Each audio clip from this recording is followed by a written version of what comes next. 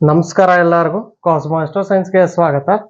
ಇವತ್ತು ನಾವು ಮೇಷ ರಾಶಿಯವರ ಗುಣಲಕ್ಷಣಗಳ ಬಗ್ಗೆ ತಿಳ್ಕೊಳ್ತಾ ಹೋಗೋಣ.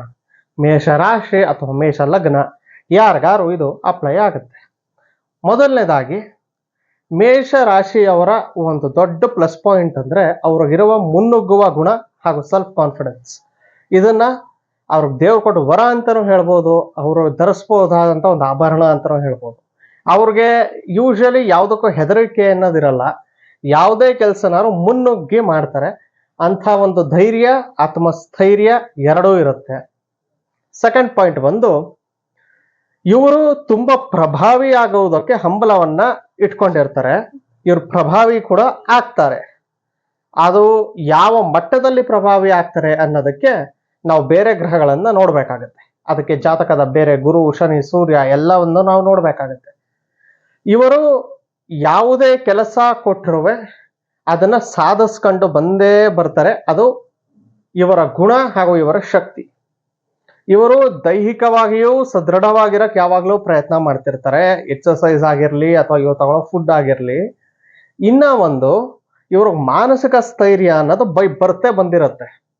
ಇದಾದ್ಮೇಲಿಂದ ಇವ್ರದ್ದು ಒಂದೇ ವೀಕ್ ಪಾಯಿಂಟ್ ಯಾವುದು ಅಂತ ಹೇಳಿದ್ರೆ, ಎಲ್ಲಿ ಸರಿ ಮಾಡ್ಕೋಬೇಕು ಇವರು ಅಂತ ಹೇಳಿದ್ರೆ, ಇವರ ನೇರವಾದ ಮಾತು, ಕಡ್ಡಿ ತುಂಡಾದಂತೆ ಮಾತಾಡ್ತಾರೆ. ಯಾವುದಕ್ಕೂ ತಲೆ ಕೆಡಿಸ್ಕೊಳ್ಳಲ್ಲ. ಏನಾದ್ರಾಗ್ಲಿ ನನಗೇನು ಅನ್ನುವ ಸ್ವಭಾವ ಇರುತ್ತೆ. ಈ ಡೋಂಟ್ ಕೇರ್ ಪರ್ಸನಾಲಿಟಿ ಅಂತ ಇವ್ರನ್ನ ಯಾವ್ದಾದ್ರು ಎಕ್ಸಾಂಪಲ್ ಹೇಳ್ಬೋದು ಅಂದ್ರೆ ಅದನ್ನ ಮೇಷ ರಾಶಿ ಅವರು ಅಂತ ಹೇಳ್ಬೋದು. ಸ್ವಲ್ಪ ಡೋಂಟ್ ಕೇರ್ ಪರ್ಸನಾಲಿಟಿ ಅವರೆಲ್ಲ ತುಂಬಾ ಡೇರಿಂಗ್ ಆಗಿರ್ತಾರೆ. ಎಸ್, ಇವ್ರು ಪ್ರಭಾವಿನೂ ಆಗ್ತಾರೆ. ಮತ್ತು 11ನೇ ಮನೇಲಿ ಶನಿ ಆಗಿರೋದ್ರಿಂದ ಇವರು ವ್ಯಾಜ್ಯಗಳಲ್ಲಿ ವಿನ್ ಅಂತೂ ಬರ್ತಾರೆ ಅನ್ನೋದನ್ನ ನಾವು ಹೇಳಬಹುದು.